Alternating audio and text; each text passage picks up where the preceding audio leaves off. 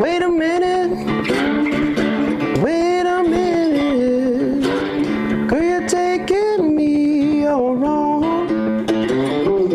Wait a minute,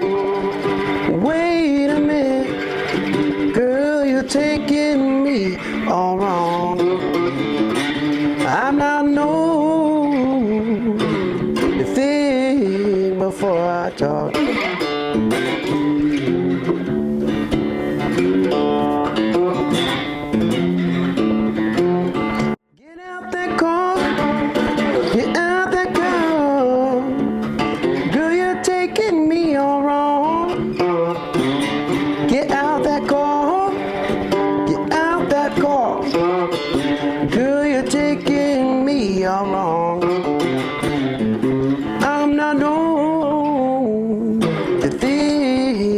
Before I talk.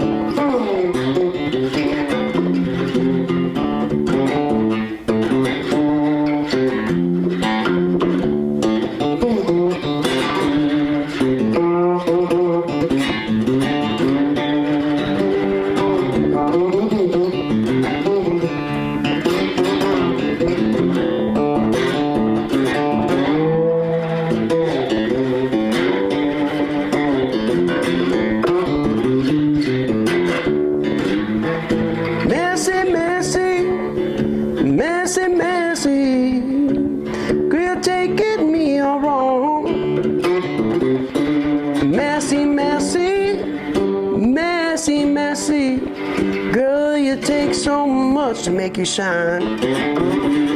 Yes, I'm not known to think before I talk. Yes, I'm not known to think before I talk.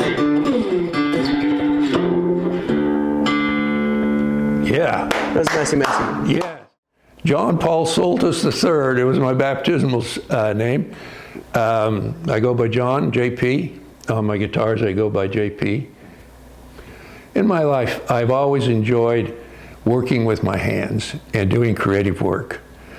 And I read a book about midlife. And the book said, the author said, when you get into midlife or beyond, and things are looking kind of flat to you, and you're looking for new challenges, new adventures, reflect on your earlier years and what was it that brought you enjoyment. And so I did that, and the things that brought me enjoyment were making items, designing items and making them, just the creative aspect of it. And for example, when I was a little boy, I would take a box of toothpicks and a tube of glue, and I would design a bridge. And I would glue the toothpicks together and make the frame for, and the pathway and everything for a bridge. And I love models and all of that. And I love fishing. So I started back in making things. Occasionally I'd make a little wooden toy for my boy, a table, and then I started tying flies and ended up making my own fly rods and things of that, designing them.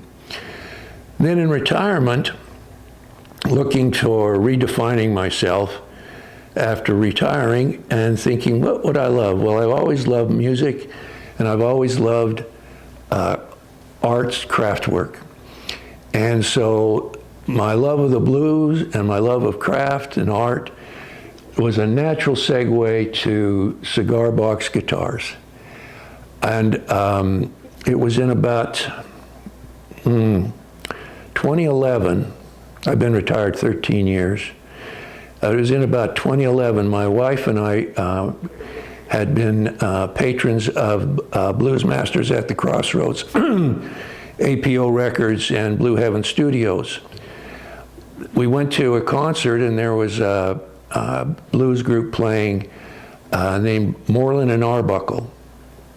And the guitarist, I'm drawing a blank now as to which one is which, whether it's Moreland or Arbuckle, who plays the cigar box guitar, So after their concert, I went up on stage, and I looked at. I asked him if I could see his guitar, and he said, "Of course."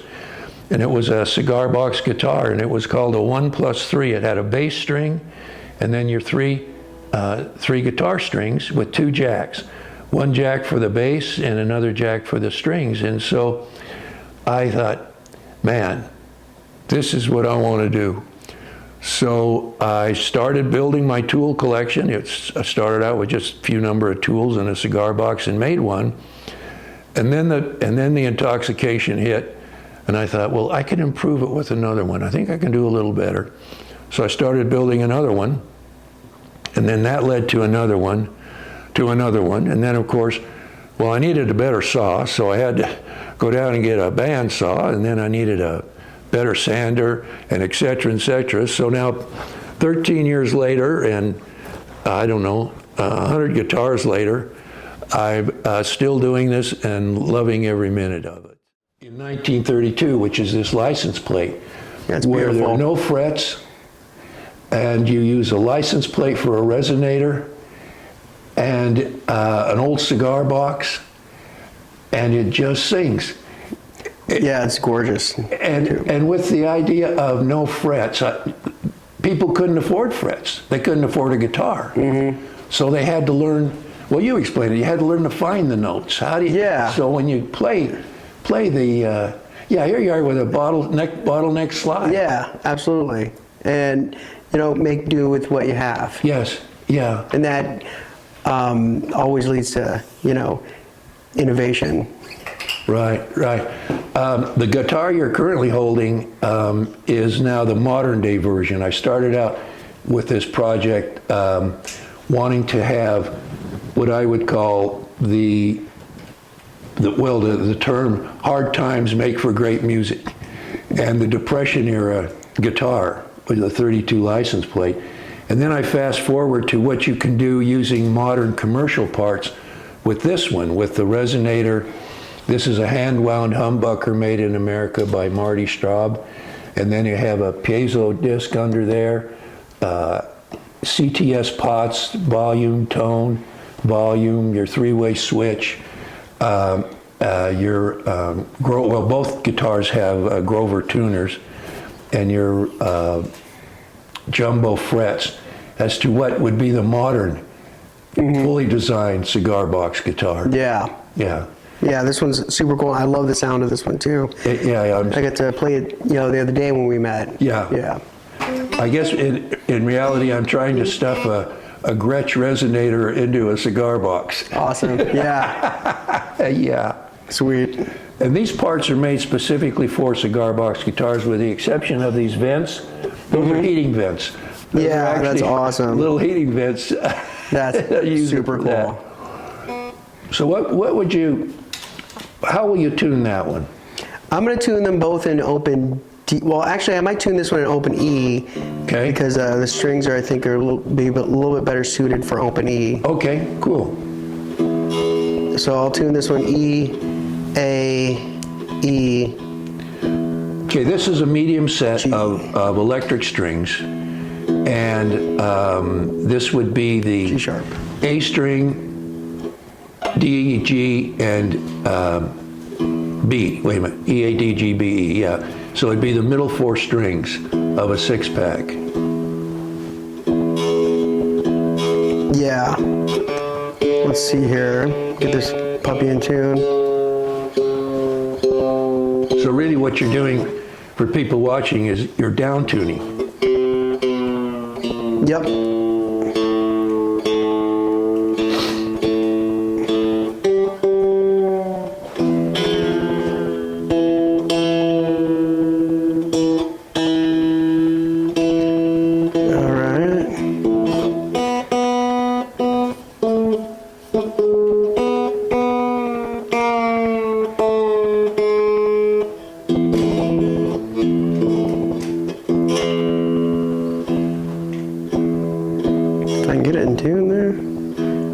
Let's see, what am I doing? Oh, wait. I know what I'm doing wrong.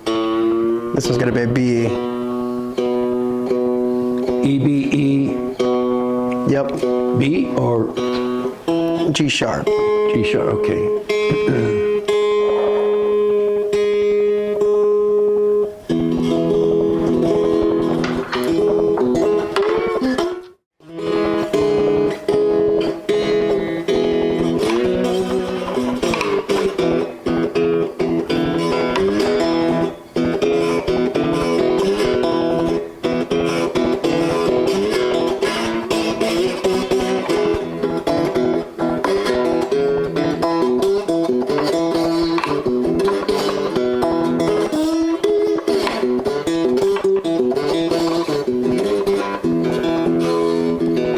Now that is just playing it clean, totally acoustic. Yep. So you're sitting down on the back porch and you don't need an amp. Totally.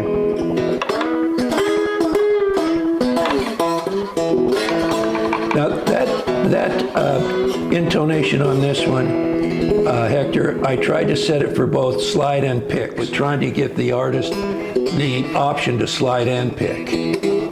Yeah, I think you did a great job on that. And if I had another slide, I'd maybe even do a lighter slide than this one for this guitar. Now I have a slide made out of a piece of stainless steel tubing. You want to give that one a go? Yeah, I'll try that one out. That one might work a little bit. An interesting revolution occurring at the time was called the cigar box guitar revolution. And there were people, not unlike myself, who were building these guitars, and there was a network on the internet where you could communicate with one another. And then there were videos on how to do this and how to do that. Then there were companies that specialized in cigar box guitar parts. And so this whole new world opened up of this network of people that shared this same passion for the cigar box guitar. And it just kept growing and growing to where I just, it went from a hobby to a passion. And from that, I've just kept going and building and meeting. The people that I've met making cigar box guitars is just phenomenal. The artists, fellow builders, is just a wonderful, wonderful experience. And you have this immediate connection point, whether it's a builder or an artist, and that's the craft and the music. Now on this, Hector, I put little screws. These are actually on the side, the fret markers. Yeah, I like that. Are actually the screws out of the hinges for the cigar box. Cool. Yeah. That's super cool. Yeah. And then there's your volume. That's a 250K audio taper. Cool. All right.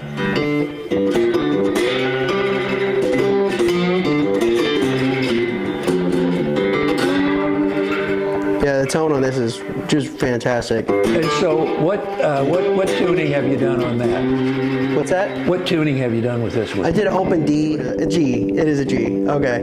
You know, you reminded me, I met Lazy Lester at Blues Masters, and I said, Lazy, I started talking about what little music I know. And he stopped me and he said, the only thing I read is a newspaper. Everything else comes from here. Awesome. It's what you hear. You know? He said, it's what you hear. And I always got a kick out of that. He stopped me. He said, all I read is a newspaper. The rest comes from here, you know. That's cool. Yeah. Now this one has the piezo disc, a 27 millimeter piezo disc, right underneath the bridge and saddle. Cool. And it's inside a wooden cup. I hollowed out a piece of hardwood and glued it to the license plate because I wanted the pickup to be primarily focused to the sound coming out of the strings, and not being the sound being disturbed by outside influence of hitting the guitar in other spots. Yeah, and it turned out the tone on this is really, really nice.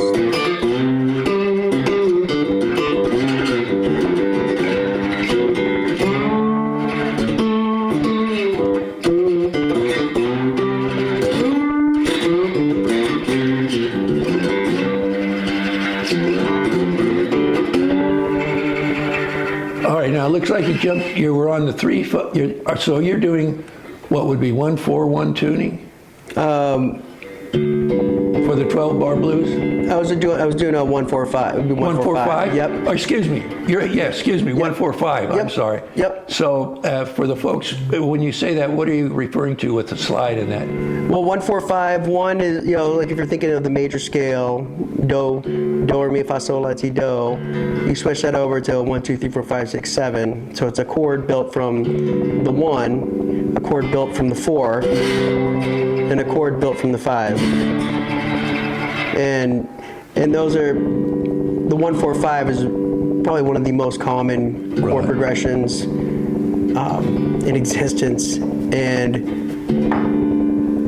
what makes the blues special, one of the things is how the 145 is applied, and it's in a 12-bar, setting. Yeah. 12-bar or a variation of, And it's the root of basically 90% of all American music. Country, rock, jazz, blues. Yep. The 145 is used constantly. It's like the root of all songs. I've even heard it in a symphony where a jazz combo or a blues group will be playing with a symphony, and they'll break out, and you'll hear some jazz or some blues coming out, and then the symphony will come back. That's cool. Sergio Zawa, a long time ago in San Francisco, and Gunther Schuller and all these others, and the third stream of jazz or classical blues music, where you blend the two together. Cool. Yeah, that's awesome. So, what would you like to play on that one to kind of demonstrate how that would have been played in the period? Let's see. Well, you've been doing it probably. So I would play. I have a song that it's called "Sunshine" that I put out on a few albums back on my album Young Guns. One thing you're doing, Hector, is really an art form, and that is the ability to slide and pick. Where you see some players will use a pick. You don't pick. You play with you finger pick. Yeah, totally. And that's the real test, in my opinion. I mean, I like doing that because I can make sure strings are muted that I don't want to play. Right. It makes for a cleaner, more specific, intended style of playing. Right. Yeah, I saw her today. I saw her today. She's looking mighty fine. Golden red sunshine. I wanted her to be mine.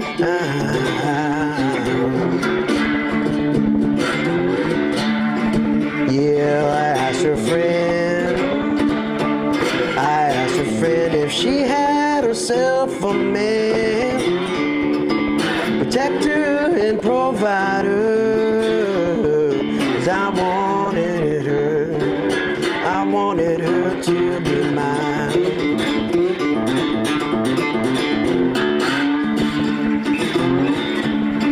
Yeah, well, late at night, I had myself a dream. Sunshine, yeah, dressed in white. I wanted her to be mine.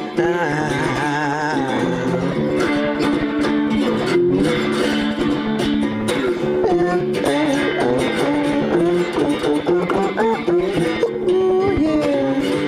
Ooh, yeah.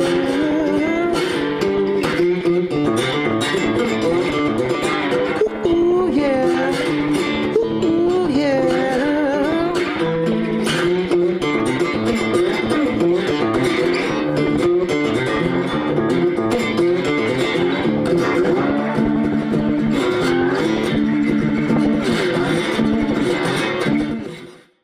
Such an honor for me to have one of my guitars played by a master. Oh, well, I appreciate that. I'm still working on the master part. No, well, that's the journey. Yeah, that's no doubt. Now, on the sound on this one, there's a little bit of a reverb in there that I tried to get, and you'll notice there are no sound holes on top. And there are just two small half-inch sound holes right in the front of the box, just right over here in the right. Okay, yeah, I see that. And Nice. so basically I wanted to minimize the sound. I wanted to increase the pressure inside the chamber from the vibration of the sound. Cool. To give more of that resonator effect. Yeah. Yeah, it's just, I love the sound of this.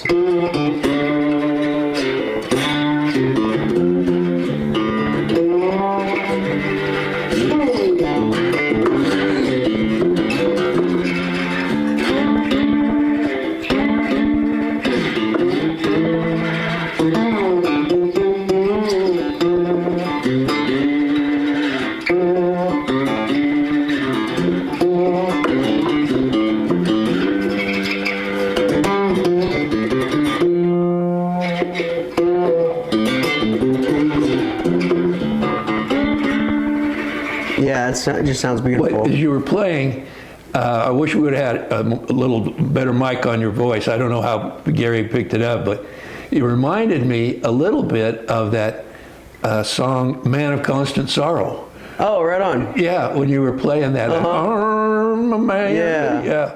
Yeah, I think that sound comes out in me from where I grew up in Missouri. Oh, okay. Some of the first first live band I ever experienced was bluegrass bands. Okay. All these old timers on their instruments and just rocking away. And that kind of sound throughout Missouri definitely comes out in my playing.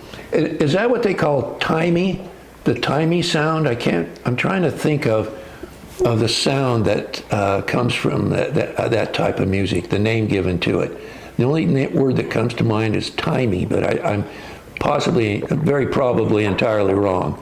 I'm trying to think of a way to put it. It's just kind of like that, some of those southern sounds coming out, through the bluegrass, or, it was like everybody listened to predominantly country music down there. Sure. And getting, that kind of influence has an effect on my note choices and where these are going to East Tennessee State University, and the Appalachian sound. Yeah. Yes. Yeah. What do they call the Appalachian hill music?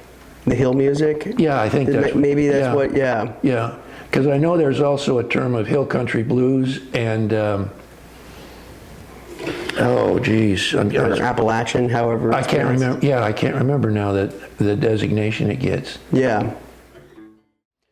So as I got into this, I thought, well, I need a name for my guitars, because the famous musicians, you have Muddy Waters, Blind Man, Lightnin', Bo Diddley. You have these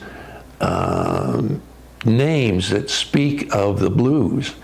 So I chose the name. I looked to my own family history, and my immigrant grandparents on both sides, who came to America and with no money and no education, and so they were working the men were working in the coal mines, and they went to southwestern Wyoming into a coal mining camp that became the town of Rock Springs, Wyoming.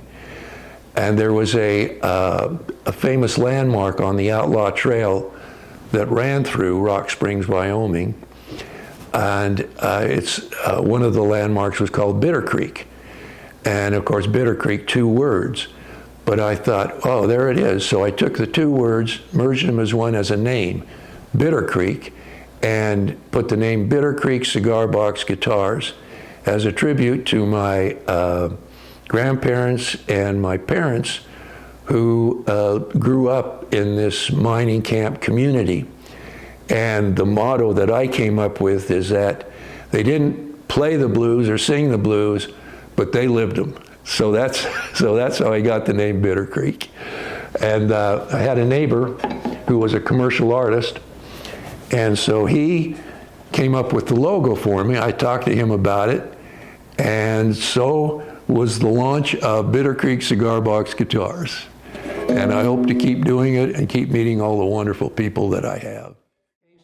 In hardwood, right in the center of the cone. And you're for that one. This is your volume for that. You don't put a tone on a piezo because they just don't respond to it. Gotcha. But for the humbucker, here's your volume, and then there's your tone. You notice this is abalone shell, and that's mother of pearl. Okay. Oh yes. There's the so this is the volume. Okay. Yeah, but that's yeah. You're on the humbucker now. Okay.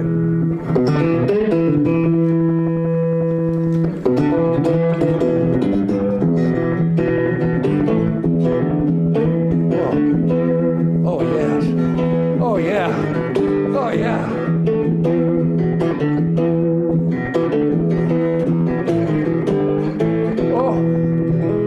Yeah, it's cool. Let's see. Yeah, I love the sound. The wiring on the capacitor wiring from the tone knob to the volume knob on the humbucker is the Les Paul 50 style, so that the tone is not adjusted till after the signal gets through the volume on the pot. So it adjusts it after, not before. Cool.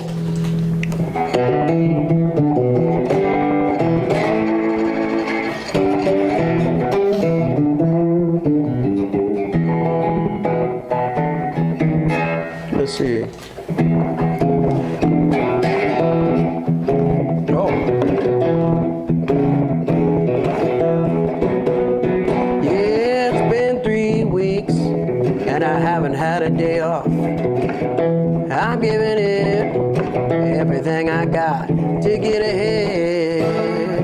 And I'll rest when I die. It's getting rough out there. Yeah, I'll rest when I die.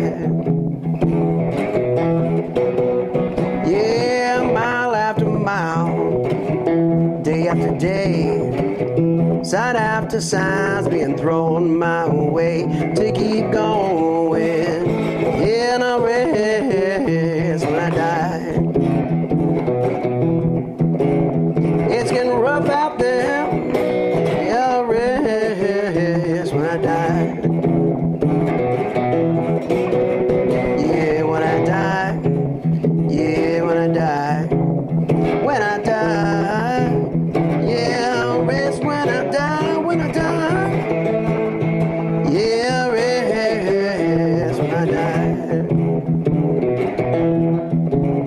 It's getting rough out there. Oh, I'll rest when I die.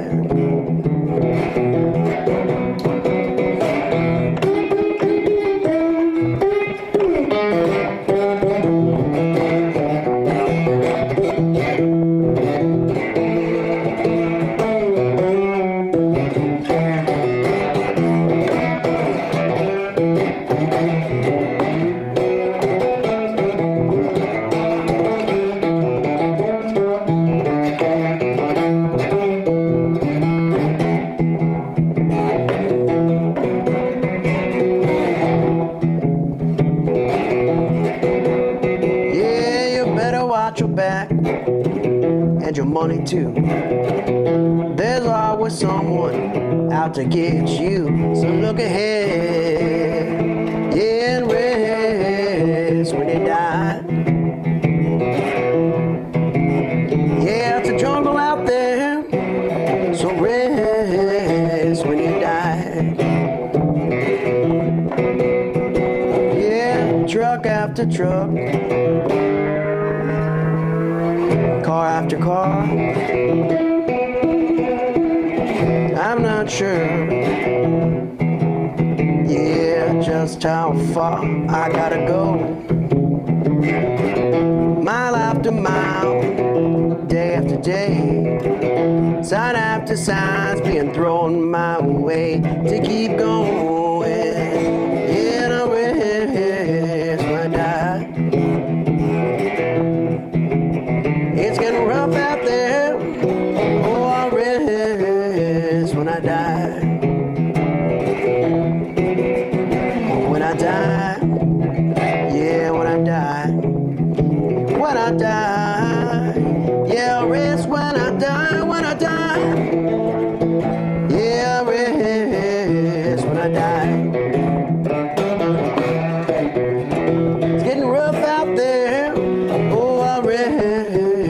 rest when I die. It's getting rough out there. Yeah, I'll rest when I die. Is that original? That's original, Rest When I Die. Yep. Oh, yeah. What's the name of it? Rest When I Die. Is that on an album? Yeah, it's on my album, Young Guns. Which one? Young Guns. Okay. Okay. Yeah.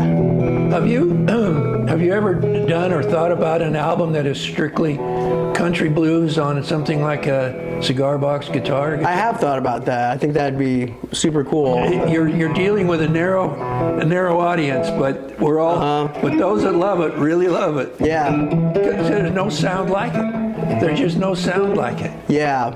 It's just what's the saying? 3 chords and the truth. Yeah, no doubt. I'm not a musician, and I'm not a luthier by training, and so I'm all self-taught. And what happened is that people started seeing them and saying, wow, can I have one? So for example, Chad Chasm, the owner of APO Records, Blue Heaven Studios, Quality Pressing, it just has an empire of music and a passionate love for the blues, said, will you build a guitar for me? Asked me, said, will you build a guitar for me? And here's my license plate, Kansas Blues. So I thought, wow. So I built a guitar for him. And then at the blues festivals, they asked me to put up a display of my guitars, and so people would see them and develop an interest, and then artists would see them. And so I don't sell them, I give them away, but I've had the pleasure of giving guitars to artists like Marquise Knox, John Del Toro Richardson, Bobby Joe Holman, Ronnie Earl has one of my cigar box amplifiers. Diane Blue has 2 of my guitars. Her husband is Cuban, and she had some cigar boxes that they had from Cuba, and she sent them to me. I made 2 guitars for her.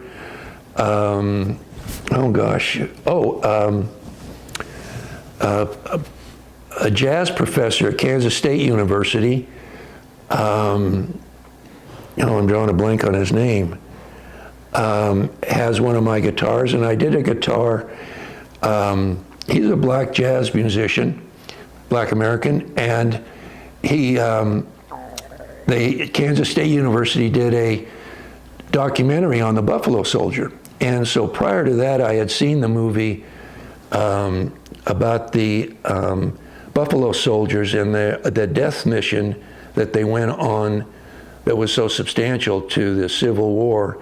And I did a little study on that, and there were 160,000 freed slaves who had the courage and passion to join the Army, the Union Army, and go back down into the South and fight for freedom and fight for America.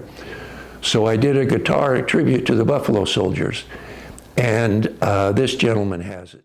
You played, you've done slide, pick, call and response, 141, 145. Yeah, I guess I don't really have I was just playing the songs, I guess. Yeah, and just letting the songs out the way they were coming out, And it definitely is, all my influences coming out at once. Yeah. What has been your major influence? Everything, including just life in general, has been my influence. Yeah, the music of life? Yep, absolutely. Yeah, I don't want to tag you with other famous artists, but you, to my ear, you really nail the North Country Blues, R.L. Burnside, Junior Kimbrough, Mississippi Fred McDowell. Well, I appreciate that. Really, I think it's trying to capture that vibe and hold it there, and hold that like it's almost like a spell, It's the history. It's that sound. I love those vibes that it's just like they're.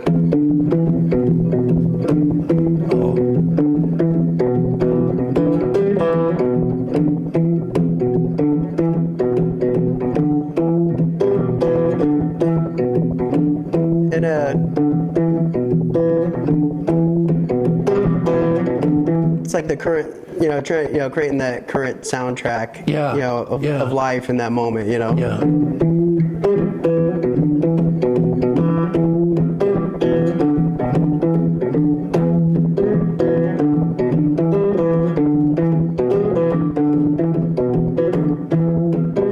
And trying to maintain that, while you're doing other stuff.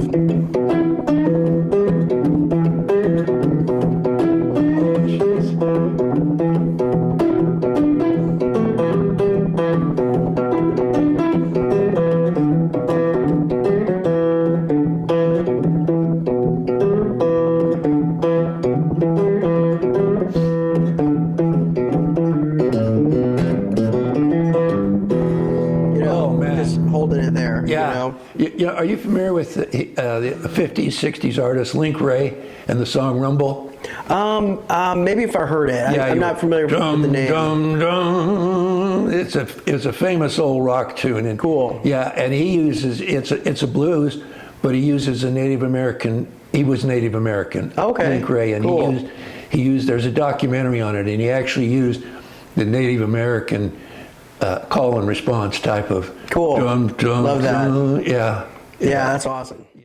These two guitars are going to East Tennessee State University, and then I donate guitars to the Utah Blues Festival, and they are auctioned, and that money goes to charitable projects by the Utah Blues Society, such as Blues in the Schools and whatever else they choose to do with it. I don't know what to do with the money, but anyway, while I was living in Salt Lake, we had a program at the Utah Blues Society where we went to a couple of schools, and with the kids we provided all the supplies and taught them how to make cigar box guitars, and then blues artist Bobby Joe Holman came in and taught them how to play a 12-bar blues. And so the people I've met and the things that I've done as a result of this hobby, I would have never believed it, nor was it enter my mind. But I am so appreciative of how people have responded to my builds and have given me encouragement to continue my work, because as a hobbyist and a non-musician, you kind of go, oh, I hope this is good enough for somebody to play. And when you get reinforced with their appreciation, it just is really wonderful, especially at this stage in my life where I'm able to make a contribution with my artwork.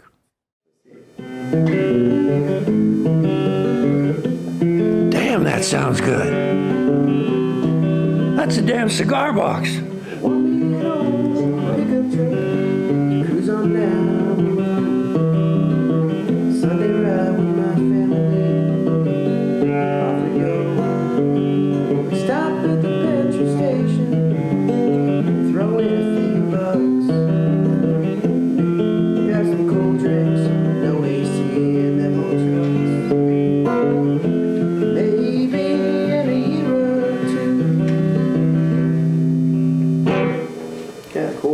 Oh, damn, that sounds sweet. That neck is maple and rosewood. What is it? Maple and rosewood. Maple and rosewood? Uh-huh. I love it. Then the box is cedar and the top's mahogany. Mahogany, cool. And then it's bone for your nut and saddle.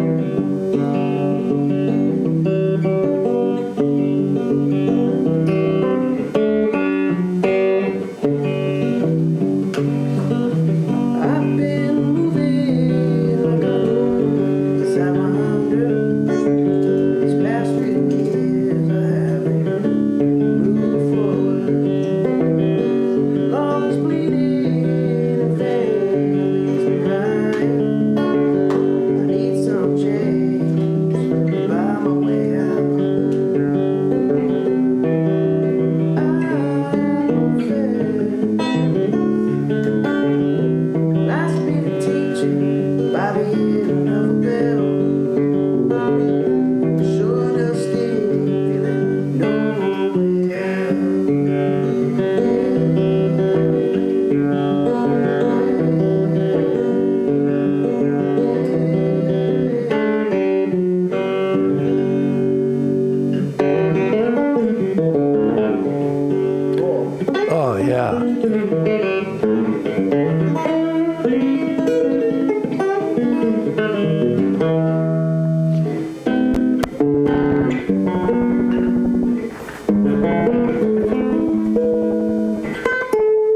geez.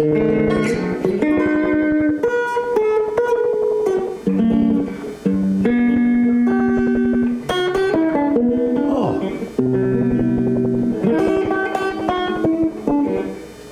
Let's see.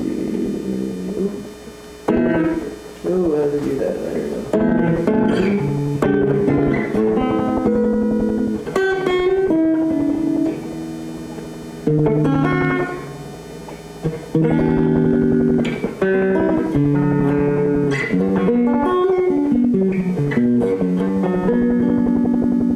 I think it's 1 3/4 at the nut. Your nut width is 1 3/4 inch. Okay. I think, I'm pretty sure that's what that one is. Yeah, I like that. This is comfortable for my hand. Yeah. Having the extra space. 'Cause I have a harder time with guitars that the strings are so really close together. Yeah, yeah.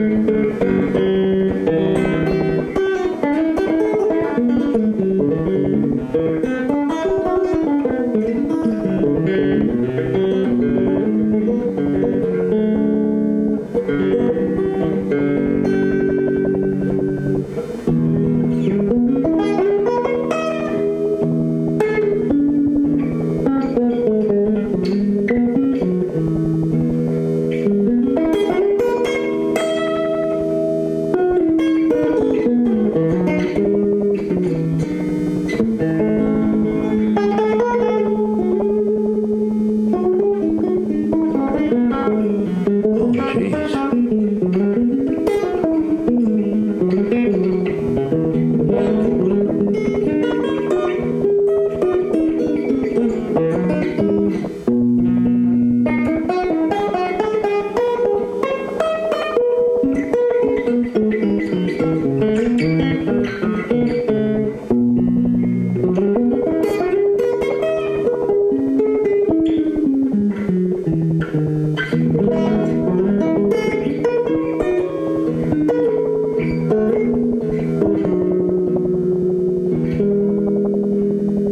Oh, that's beautiful. Wow, that's gorgeous. It's incredible, all the different sounds. Yeah, it's just gorgeous. It's kind of a Spanish style, is what I'm hearing. Yeah, I have that influence in me too. That was the first music I ever heard in my life. Was, Well, Anchando, of Spanish course. music, yeah. Yeah.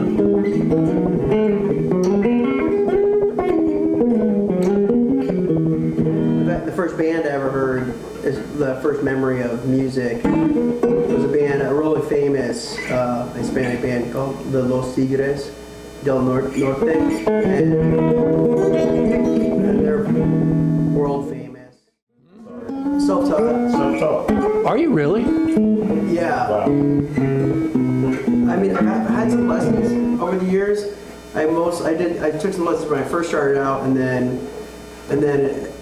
when I was 16, and then I took some lessons in my mid-20s. I did a month of lessons, I think when I was 25, with a jazz instructor, and then the next summer I took another month of lessons from him. That's not much at all. And then every once in a while, we'll get like a lesson from somebody. I did a few lessons from a jazz guy out of Memphis, Ted Ludwig, and he's fantastic jazz guitarist. And then a country guitarist, I took one lesson from him, Hutchinson, I think. Really fantastic chicken picking, like.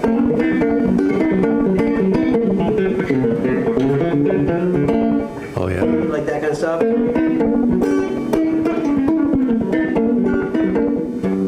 And Well, Hector, you found your genius. You really did. well, I appreciate that. Just love it. Oh, I took one lesson from the guy who played guitar for James Brown the last 10 years Oh, of okay. his life and career. Wow. I took one lesson from that guy too. That was pretty cool. That's great. That was out in Denver. Yeah, Wow, awesome. that was super cool. Very much. Please go to BitterCreek Cigar Box Guitars Facebook page. And it's one word, BitterCreek Cigar Box Guitars. And please contact me, because I would love to share the art and the science of making the guitars and learning the electronics, learning the tone scales. I would love to share that. Thrilled that we were able to do this. Yeah, me Hector. too. I appreciate y'all working with me earlier this week. Well, you have a busy schedule, but just for a representation or description, that song was played with the humbucker clean, and then the resonator totally acoustic. And that had such a beautiful blend. Yeah, I agree. It's interesting. You have three sounds out of that guitar: that just the natural, and then you have the piezo for the more tenor sound, or I don't know what you'd call it. You know, Just like that, yeah, just the higher. yeah. Then you have the humbucker, and then you have the blend. tinty sound. Yeah. So you have four different sounds coming out of that. Yeah.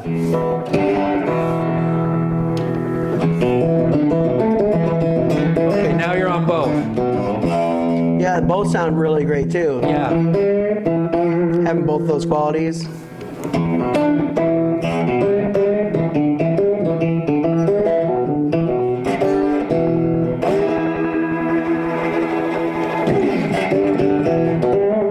Yeah, it gives Yeah. you both the depth and the timing.